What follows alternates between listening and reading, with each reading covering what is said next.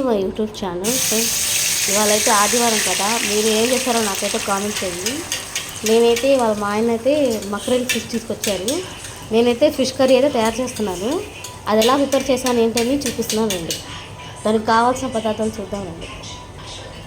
Mixie jar తీసుకోండి, తర్వాత 4 onions తీసుకోండి. తీసుకున్న తర్వాత 2 టమాటాలు తీసుకొని సన్నగా కోసేసుకొని మిక్సీ జార్లో వేసుకొని పేస్ట్ చేసేసేయండి. చేసిన తర్వాత ఇలా కడాయి పెట్టుకొని నూనె వేసుకొని ఒక 3 స్పూన్ వేసుకున్న తర్వాత టమాటా పేస్ట్ వేసుకున్న తర్వాత ఇదిగోండి ఫిష్ అయితే ఇలా కలిపి పెట్టేశాను.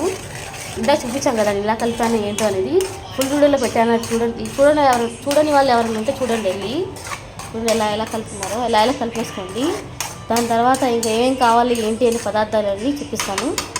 ఈ వీడియో కనుక నచ్చితే చూడండి, ఒకసారి ఏం చేస్తాను.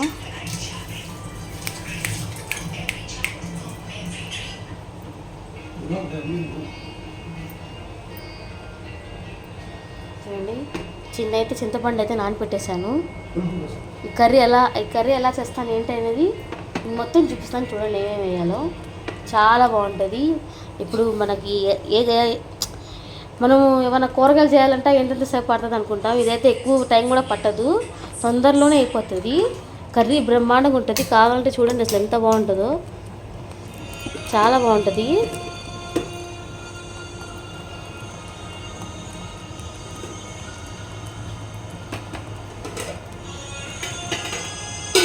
సో నేనైతే అన్నం అయితే పెట్టేసాను పొయ్యి మీద. ఇంక 2 అయితే గవగా ఉడికిచ్చేస్తున్నాను.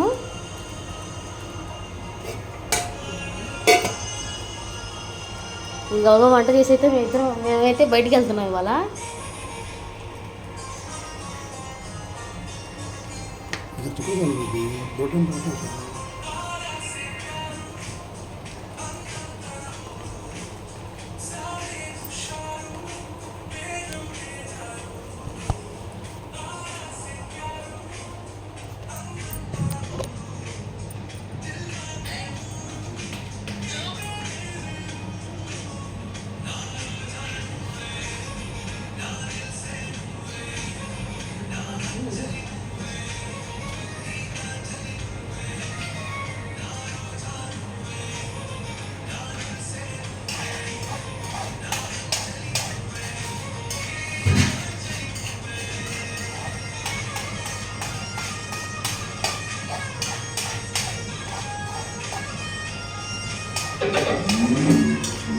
Welcome to Chamber Romantic Road. Bluetooth mode.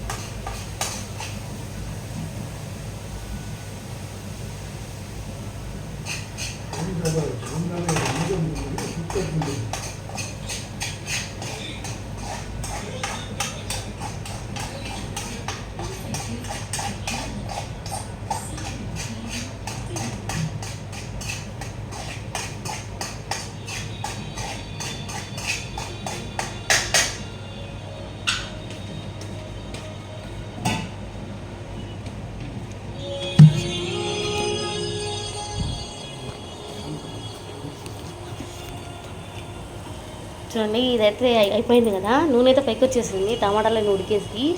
ఇప్పుడైతే పులుపు అయితే వేద్దాం.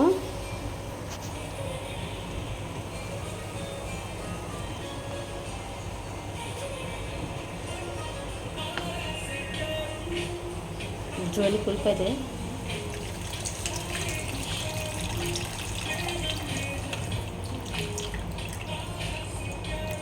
పులుపు ఎక్కువ వేసుకోమాకండి, ఎందుకంటే ఇందాక నేనైతే మసాలా గిసాలు అన్నీ ఎక్కువ వేసేసాను. ఇంకా ఈ మంట ఆ మంట ఎక్కువగా ఉంటుంది, ఎందుకంటే నేను తక్కువ వేసాను. అసలు ఈ కర్రీ మీరు ప్రిపేర్ చేసుకోండి, చాలా బాగుంటుంది.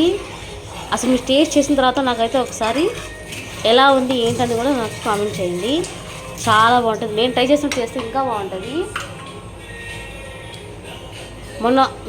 మొన్న సండే అయితే మా అక్క ప్రిపేర్ చేస్తుందని చూపించాను కదా, మా అక్క నాకన్నా ఇంకా బాగా చేస్తుంది. ఇంకా మా అక్క ఎలా చేస్తుంది ఏంటది కూడా అది కూడా మీకు చూపిస్తాను నేను ఫుల్ వీడియోలో. ఇప్పుడైతే నేను తయారు చేసి చూడండి ఎంత బాగుంటుందో. ఇంక మా అక్క అయితే ఇంకా బాగా చేస్తుంది.